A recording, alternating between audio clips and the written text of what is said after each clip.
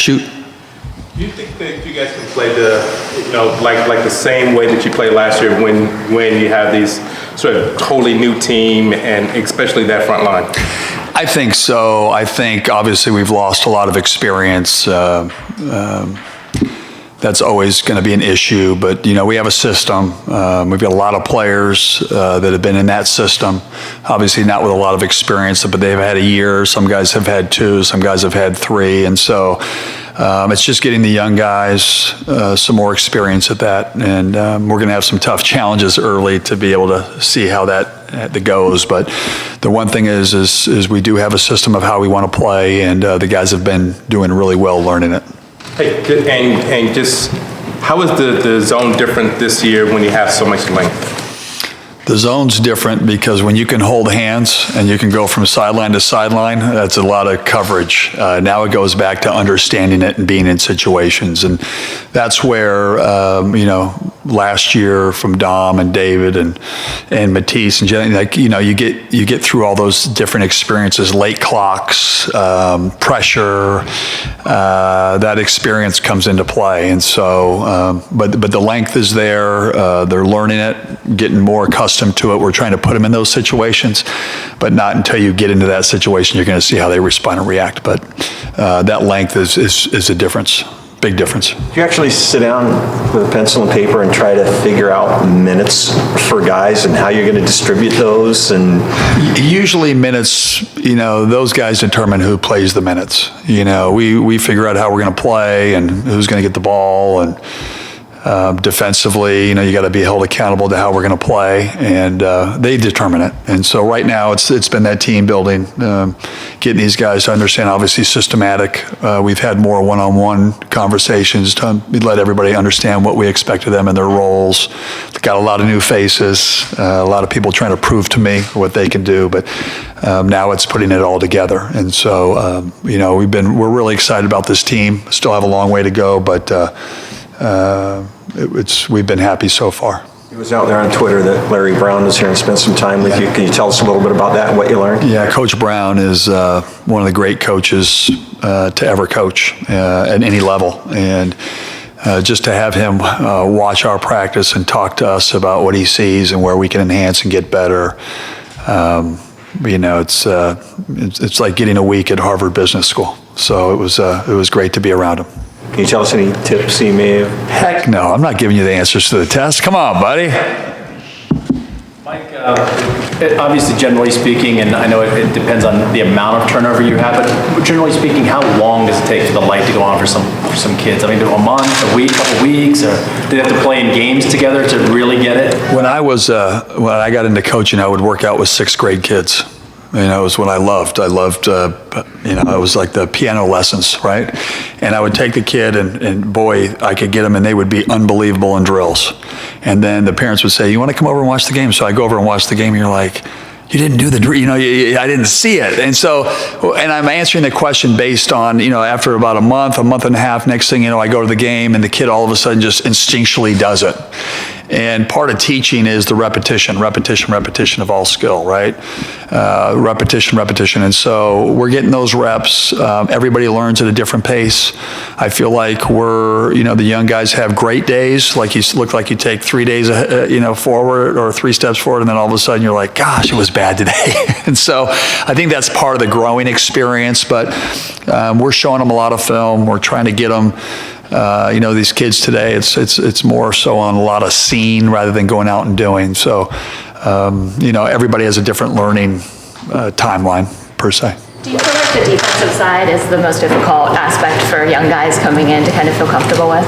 I think the defense is the easiest part. I mean, obviously, systematically, you're trying to, this is your job. This is where you defend the ball. This is where you have to rotate. This is where you help. This is where you rebound. I think the most difficult thing is every player that we have on offense has been the go-to guy coming in high school throughout their careers. And so, the easiest thing to say, the hardest thing to do is to say, play for something greater than yourself. And we have the right kids. They have that mindset. Now it goes back to determining good shots, bad shots, where the ball needs to go, the execution, and then playing for each other. And so that's what we're working on. That's what we preach every day. Matisse was such a unique piece to have at the top of that zone. No one's going to replace that. I guess, do you have pieces, though, of a number of guys who can sort of take and fill in what he provided there? Yeah, there's, in life, you get a Thibault, you get a Deion Sanders, we get a Spider-Man, right? What do we call him? He had every nickname in the book, and he does make a significant difference. But it was fun for guys like Nas and Jamal Bay and them to watch that every day. And Matisse the thing that made Matisse great, too, is he would say, see, guys, see, this is the way you got to see it. And when they do this and they turn their head, this is where you can get the steal or the block. And so, yeah, they might not be at the level, but systematically, they've had the best teacher in Matisse. And so, it's funny how when you have a system and then you have this special player that other players want to be like, it's a pretty cool thing. But no one will be Matisse Thibault. But in other areas, these guys can be just as good and impact the game. Coach, you have obviously a lot of good players coming back. Nas is coming back, Amir's coming back. Sam did some things last year, but I would say your success last year was primarily built on guys with a lot of experience. Yeah. Now you got two guys coming in that most people are expecting to be lottery picks. Do you coach differently? How does that dynamic change the way you approach things or the way your team plays? I don't necessarily coach differently. I don't think that's going to be... that won't be a problem. I think the biggest thing is we're just going to have young guys. It reminds me a lot of year one when we first took over. First, you had to get them to believe in what you were doing. I think having the success that we've had and having the upperclassmen, the Hamirs and the Nazes and the Sammys, talking about these guys, about what that zone can do, having the National Defensive Player of the Year, it's been exciting. So we're way ahead of schedule that way, like when we first took over. And I think the greatest thing is we've got incredible kids. We've got kids that come to work every day. The culture's a lot stronger in going into year 3 than it was in year 1. But it's been led by a group of guys, like you mentioned, the seniors that left in Jalen. And so I think we also have a lot of guys that are excited to prove themselves. We have some guys that redshirted last year that are pretty darn good that no one even knows exists. They're talking about all these other guys, and they're like, who's that guy? I like him. Or who's that guy with a 7'6" wingspan who he didn't even get on the court last year. And so we've got a lot of talent. We've got a lot of guys that have already had a year in the system that no one's really seen. So, it will be some challenges, but we're excited for that. Have you put any thought in just the philosophy? You see teams like Michigan State who don't really have a lot of one-and-dones who get to the Final Four constantly. Gonzaga put out a couple, but they're not, the lottery pick guys. And then there's the Dukes and the North Carolinas of the world. Have you put much thought into whether one philosophy is better than another or anything like that? I think the biggest thing is we're looking for the right guys. 1 and done, 2 and done, 3 and done, 4 and done, 5 and done, red shirt and done. I don't know what it is. I just think at the end of the day, you got to have guys that are willing to buy into how you're going to play, your culture, and believe in being a student athlete, regardless if it's one. Where I was before, we had multiple players you never thought were going to be 1 and done, and next thing you know, they're 1 and done. You thought they'd be 3 and 4 years. The key in this thing, and Coach Pete always talks about OKGs. You're trying to get the right guys that want to play for something greater than yourself, that are winners. They want to play in a system. They want to go to a great university. They want to be part of something special. They want the forever piece. And I think we've got that. I'm so excited for these guys. We're not in the 1 and done model. We're in getting the right guy model, and we're excited about this team.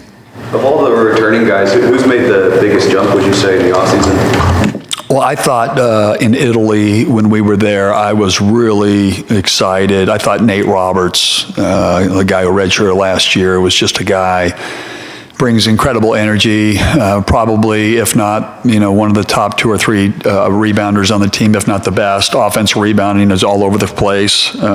He's gotten bigger. He's 6'10". He looks like Dwight Howard after he gets out of the weight room.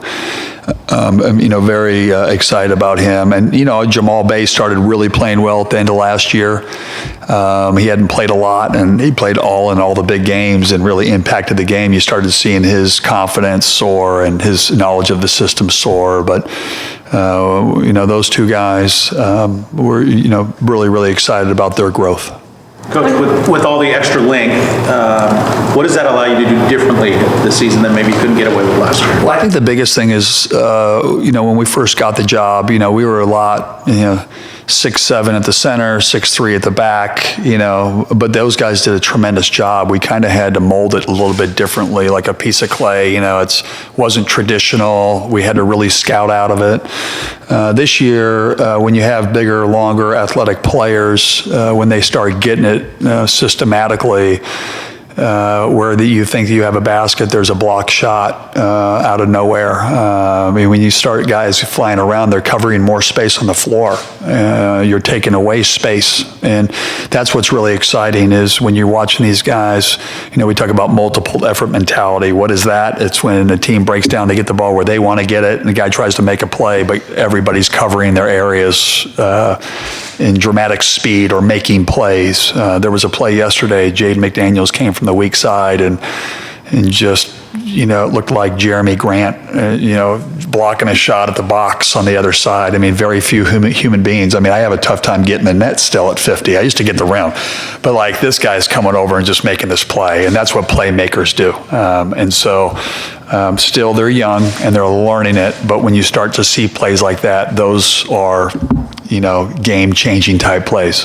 For a player like Nas, what does a step forward look like for him? Well, if you look at Nas, even if you go by his points per minute and production by per minute, it was equivalent, probably in between what Matisse and Jalen were doing. And so now it goes back to he's playing. And so you can almost chalk it up to, what his points per minute is. At 12, is that 15, is it 17, with the ability to have big games. And Nas is an elite player. He's a guy I can see he's taken a dramatic step forward. He's been really good in practice. He's been really good when we've scrimmaged and played. He's been in control. He's taken the right shots, and most important, his leadership that's the biggest thing you've seen, is a big gap that he's taken in terms of leadership. Is Brian Penn Johnson healthy, and how's his development? He's another guy. I mentioned about Jamal and Nate. He's a guy. He shows signs of just could be dominant. He's really improved his offensive game in a lot of ways. He's developed his foul shot. Now, if he gets fouled, he can go up there and make it. Really proud of him. We need him to be that guy who rim protects. With our length and athleticism, we'll be able to expand a little bit further out in the perimeter, and need that guy to be the guy we think he can be, which is an incredible defensive player, change the game. I could just envision Mutombo doing this, you know what I mean? And BPJ can be that guy, and he'll get his chances for sure. One of the things that was special about Jalen last year and the year before is at the end of the game, he wanted the ball. He just wanted the ball at the end of the game. Do you have that guy this year? We do have I think we have multiple guys. I don't know if we've got somebody like, Jalen had one of the best mid-range pull-up jump shots I've ever seen, and he could go and get to a part on the court and lift up, and you knew he was going to get fouled or make a basket, and then you knew if he got fouled, he was making the foul shots. He just had ice water in his veins. I think we don't have somebody the way that he did it, but we have 3 or 4 guys, if we got them the ball in certain places of the floor, that they can make a play and just be as effective. And so that's what we're, finding out, like at the end of a game, this is where it goes, this is what we're doing. Those are the things that we're working on now. But we've got some weapons, and I think if we put them in the right positions, can be just as effective or more. Mike, you mentioned the Italy trip. Yep. And you guys experimented with a little man. In all your years at Syracuse. Experimented? In all your years, did you half the games? Yeah. Did you ever try to roll with some men when you were at Syracuse? When I was at Syracuse, literally we played a lot of man. We were probably 50-50. And until I think it was 2007, we had lost to Lemoyne, which is a Division II team. And that was the last day, I think, we ever played another possession of man-to-man at Syracuse. And so for years when I played, it was man-to-man. Year we won the national championship in 2003. We played a lot of man-to-man, pressed. And so we've got some guys that can do it. We got a lot of versatile players that can defend multiple positions. one of our things is always moving forward, part culturally, and so, it would be great to have an off-speed pitch, something that we could go to and have a team out there that could really execute at a high level. And it's like anything, you're trying to, see if you've got different weapons, different ways to play that can change a game. And we've got some stuff that we've been packing in a suitcase over here. It's pretty good. And ever since you got here, you've talked about coaching with your gut, whether it's the rotations or mixing up defense. Sure. Is that another thing where you just feel it and all of a sudden it's time to go? I hate to be throwing our culture out there, but be comfortable being uncomfortable. And so you get comfortable in a certain way, and I've got to be able to have the faith that to be able to go out there and try new things. That's how programs grow. I think we have, it's all about personnel. How can this personnel win? And zone, pressing, man-to-man, whatever it may be, we've got to do our best job of figuring that out and then putting the right guys in place to be effective. And the thing about this team is we've got a lot of options. Options are good, but there are a lot of options. It's really exciting, but there are some challenges with that as well. You have 4, I think, or so, 6'9" plus guys. Yeah. Physically tall guys. Does that allow you as a coach, does that make you feel there are roles you can maybe do things or not have to do things with the other players, some of those? Well, I think, it goes back to, if you have to go small, you can go small. If you have to go big, you can go big. If you have to play man, you can play man. If you have to play zone, you can play zone. We can put 4 shooters on the floor. We could pound you inside with 3 bigs. Those goes back to, who you're playing. I think you can also, sometimes you can overcoach, and sometimes the one thing I loved about Coach Boeheim is sometimes the best coaching is getting out of the way a little bit and letting the artist paint. And it's like Jalen in a 1-4 low. How genius was that? Everybody go on the baseline, give your best playmaker the ball. He's pretty good at it. And then Jalen, do that thing you do, that thing. And so we don't want to overcomplicate it. We want to simplify it. When you simplify with young guys, you speed up the learning. And we don't want them thinking. We want them to be instinctual out there playing. And so, we can be big. Like, to answer your question, we only got 4 6'9" or above. You're wrong.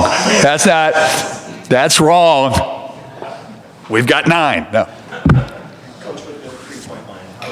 Offensively and defensively. Well, our experience with the 3-point line, we played Boise State and NIT. They experimented the rule, and the first half they were 1 for 13 from the 3-point line. I think they were 1 for 12, 1 for 11, something in that category. For great shooters, I don't think it matters. I think for average shooters like myself, that little distance makes a big difference. And that's where our length also to defend that deep. That's where length matters. And but I think for the most part, if you look at the analytics behind it, you'll know it'll be probably throughout the country will go down like 1.5% from shooting percentages, probably across the country. But obviously, that type of stuff helps us. Does it make a difference? Defensively, we take pride in defending the 3-point line, and so when you got to make teams move further out, and we can still be as effective because we're longer and more athletic, then I think it definitely benefits us defensively. You as coach before the one and done rule was implemented. From a big picture standpoint, how much has it changed the game then to now, both not just from playing style, but also managing the roster and managing. What was that question? I apologize. About the one and done rule. You coached before it was implemented. Yeah. How much has it changed, especially with roster management? Well, I think with roster management, I think you get more burned when you have a guy that you think is going to be there for 4 years and they leave after 2 or 3 because it's unexpected. I think with the one and done, the bottom line, I think, to be able to have a sustainable system is you need players on your roster that are great 3 and 4 year guys. They've got great upsides. They got a chip on their shoulder. You can get them all into your system. And so when one of these guys leaves, next thing you know, well, who do they have on their roster? Oh my gosh, I forgot about him. One year at Syracuse, we had lost Johnny Flynn Eric Devendorf, and Paul Harris. 75% of our offense, defense, go-to guys. We came back with Andy Routens, who was a first-year starter, Wes Johnson, who was a redshirt freshman. I think we were 4 new players and 1 veteran. And we, at one point, I think we were 24-0 in the, and we're number 1 in the country. And so you need players that are great program guys that are in there, they're getting better.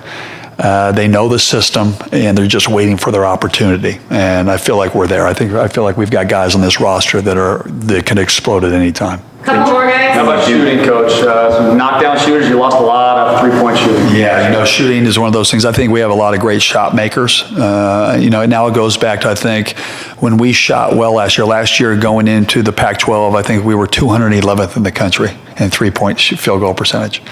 And, David got hot in that, 12 game. We won 12 games in a row, or maybe it was 2 games before we went in the Pac-12. But we've got shot makers. I think it goes back to, it's real funny, it's so simple, but the better quality shot you get, you have a better percentage. I think we've got really good shot makers, but again, a lot of inexperience on that, so we'll see when the lights go on. How did you seem like a guy who gets excited before every season? You seem like a guy who gets really excited before every season, I would imagine.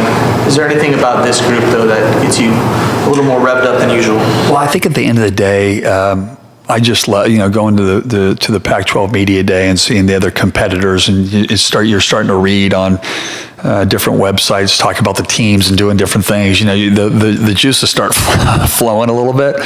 I think, as any coach will tell you, when you're going through practice in the preseason, it doesn't matter how good you're going to be or how good you could be. You're always going, I don't know if we're ever going to win a game. God, that practice was awful. But it's part of the growing process. At this point of the year, they're looking to play somebody else rather than just beating on each other every day. But I'm excited, with the excitement of the program. I'm excited to represent the city and the school and you guys. And I think we've got a lot of unknowns, but the energy's there, the mindset's there, the type of kid is there, and just can't wait to get on the court and so we can start learning about ourselves. Talking about last year's schedule, we played such a tough non-conference schedule. We went down and played Auburn. It was kind of this shell shock, but it made us so much better. We were able to grow from it, learn from it, and as it evolved, it helped us so much in conference. So there's going to be, I'm sure, a lot of ups and downs, but great learning experiences. We play an incredible non-conference schedule, and I just can't wait to get going. Last one. How does Quade Green fit into this year? Is he eligible to play, or can you talk about? We're still waiting for Quade. He is, we've put in the waiver. He's a heck of a player, leader, shooter, playmaker, makes others around him better. So obviously, if he gets the waiver, it'll be a huge benefit for the program. All right, thank you. I'm going to start bringing players up in the back. So. Let's go!